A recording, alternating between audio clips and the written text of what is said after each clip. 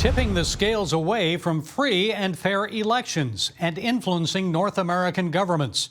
We've already told you how the Chinese Communist Party has influenced political decisions in Washington. But now there are new allegations that they've compromised elections and the government in Canada.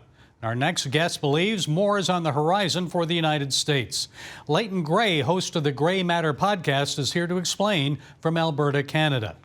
Leighton, good to have you with us. So this spring, the Canadian Security Intelligence Service reported that the Chinese Communist Party interfered in the past two Canadian elections. So what did they do?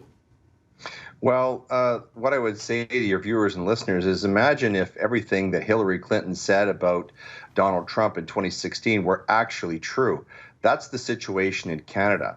There's very clear evidence that the CCP has interfered and infiltrated many of Canada's institutions. And most recently, in our last two national elections in 2019 and 2021, incidentally, in both of those cases, Barack Obama endorsed Justin Trudeau, called him a friend of democracy.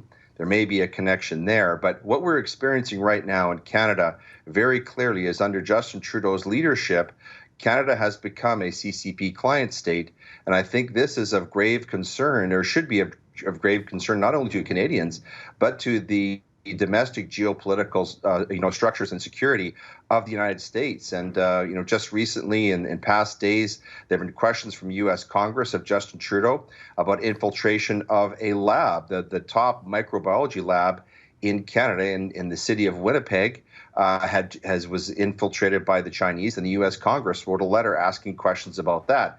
And what's worse is we're seeing in Canada cover-ups of investigations that have been trying to get to the bottom of this. And of course, a trio of U.S. lawmakers recently condemned Justin Trudeau for what he did during the Freedom Convoy when he froze people's bank accounts.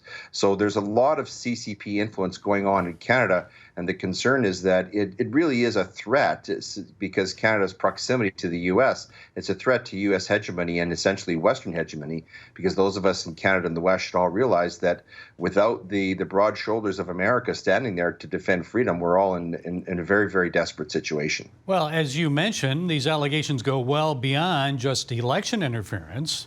You and other Canadians allege the CCP has compromised the integrity of Prime Minister Justin Trudeau's government beyond the lab. So explain where else. Well, my view, and this is backed up by many experts in this area, including Brandon Weichert, who's an American geopolitical expert who I've had on my show, and his view, which I happen to agree with, is that the World Economic Forum, the UN Agenda 2030, and even the World Health Organization are really just fronts for the CCP, and these are really clandestine attacks upon U.S. hegemony. So what we're seeing in Canada is that our federal government is enacting policies that are coming forth through the World Economic Forum and these other agencies, but are really originating in the CCP. And we've even had a situation in Canada where one of our Air Force bases in a city called Red Deer, which is a city of about 100,000 people, which is between Edmonton and Calgary in the province of Alberta, was actually being used by the Chinese to train their own pilots.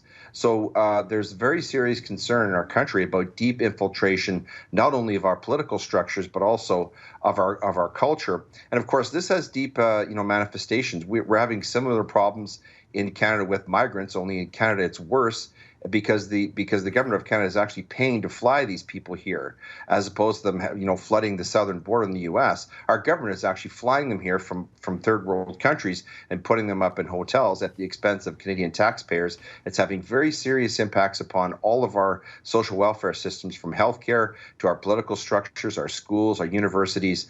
So very, very deep concerns about the destruction of Western culture, really, in Canada and throughout the Western world. Okay, what about here in the U.S.? What do you see happening here in the USA, and how has the CCP infiltrated our government or compromised it? We've told people about some of this. So do you think Joe Biden is compromised, and if so, how? I do, and I think what you're seeing. I'll just use one example: the World Health Organization pandemic treaty, which Joe Biden and Justin Trudeau were ready to sign on to. We shouldn't think that these globalists are going to end there. One candidate for the U.S. presidency, Vivek Ramaswamy, said, not jokingly, during his campaign, that perhaps the U.S. should be thinking about erecting a northern wall to protect them from Canada. We have the longest undefended border in the world. And I think that if Donald Trump is elected in the United States, I think he's going to take a great deal more interest in the domestic security threat that Canada poses, given our close relationship with Chinese to the United States, than the Biden administration has taken in recent years. Okay, from Alberta, Canada, Leighton Grey, host of the Grey Matter podcast. Thank you, Leighton, for sharing those insights. We appreciate it. Thank you.